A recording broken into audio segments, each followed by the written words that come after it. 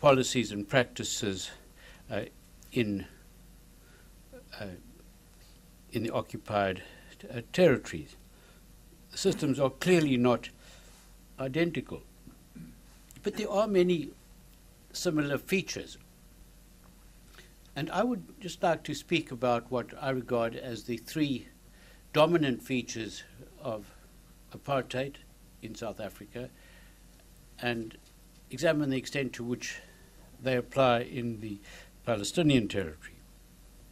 First of all, there was what was known as grand apartheid, that was territorial separation.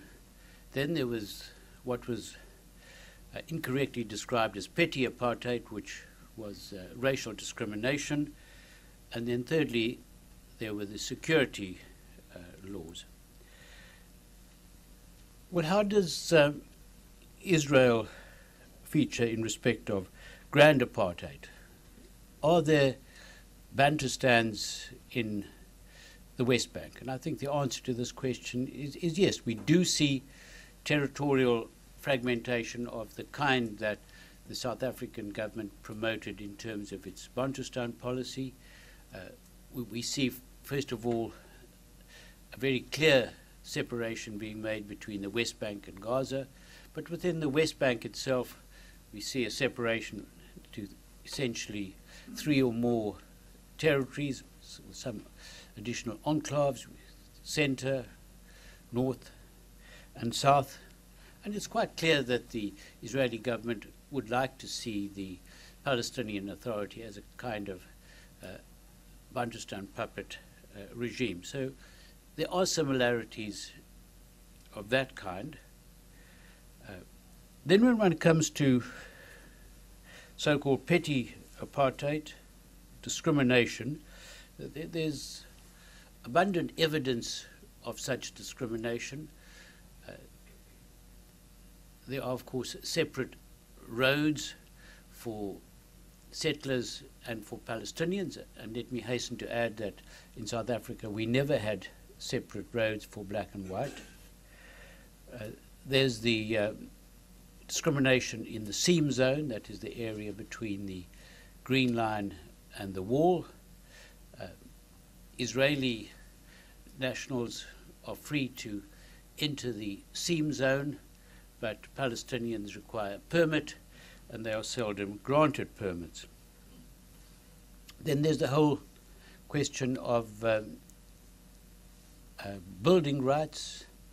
As you know, under Israeli law, houses may not be built by Palestinians in East Jerusalem or in Area C of the West Bank, and that constitutes most of the West Bank, without permits. And permits are not granted in most cases, the overwhelming majority of cases, with the result that there's tremendous demolition of houses for so-called administrative reasons. And we see that happening at present in Jerusalem. And so there is a demolition, a housing demolition practice, policy, which is also similar to that which occurred in South Africa. Fourthly, there is freedom of movement.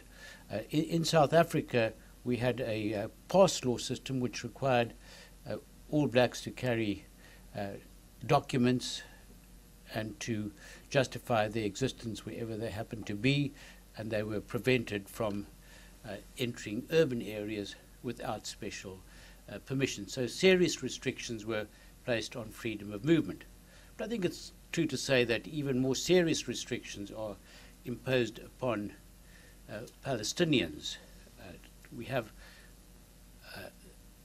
over 600 checkpoints within the West Bank itself. It's rather strange that Israel argues that it has built a so-called security barrier to keep suicide bombers out of Israel, but then in addition it erects these checkpoints. And I tend to take the view that the sole purpose of the checkpoints is to discriminate and to humiliate.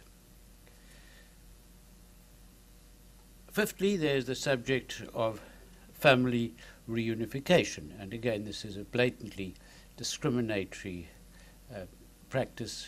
As you know, Palestinians living in Israel are not allowed to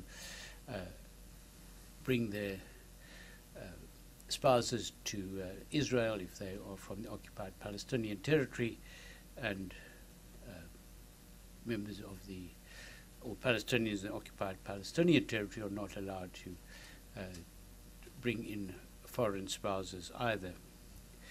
So we do have a discriminatory system. The third feature of apartheid was its security apparatus.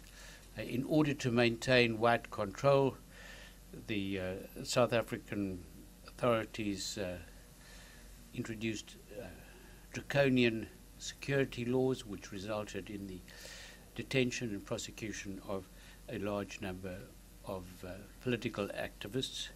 But of course the same thing happens in Israel. We now have some 11,000 Palestinian prisoners in Israeli jails, and there are very serious allegations of torture of detainees and prisoners. So what is the major difference? As I see the major difference between South Africa's apartheid system and what prevails in the occupied Palestinian territory is that the South African apartheid regime was more honest. We had a rigid legal system which prescribed in great detail how discrimination was to occur and how it was to be implemented. There was an obsession with detail and legality, in much the same way that Nazi Germany discriminated. It was open, but at the same time it was honest.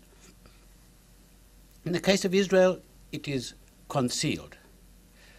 There's a lovely story told by Shulamit Aloni, a former Minister of Education in Israel, of an occasion on which she confronted a member of the IDF who was arresting a Palestinian for driving on a settler road and for confiscating the car. And she said to him, "But how is he to know that this is a road for the exclusive use of settlers? There is no notice to that effect." And he said, "Of course Palestinians know, or they should know." He said, "What do you want us to do? Do you want us to put up signs saying Palestinians only, settlers only, and then everyone will say that we are an apartheid state like South Africa?" And so there is this concealment of discrimination. So there are differences. I suppose you're going to ask me the question, which regime was worse?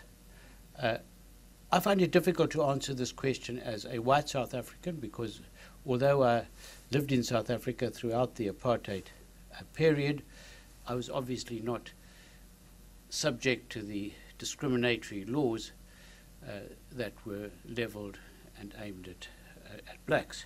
But what is interesting is that every black South African that I've spoken to who has visited the Palestinian territory has been horrified and has said without hesitation that the system that applies in Palestine is worse. And there are a number of reasons for this. I think, first of all, one can say that there are features of the Israeli regime in the occupied territory that were unknown to South Africa. We never had a wall separating black and white. I know it's called the apartheid wall, but that's really a misnomer, because there was no wall of that kind in South Africa. And as I've said, there were no separate roads. These are novel features of Israel's apartheid regime. Secondly, the enforcement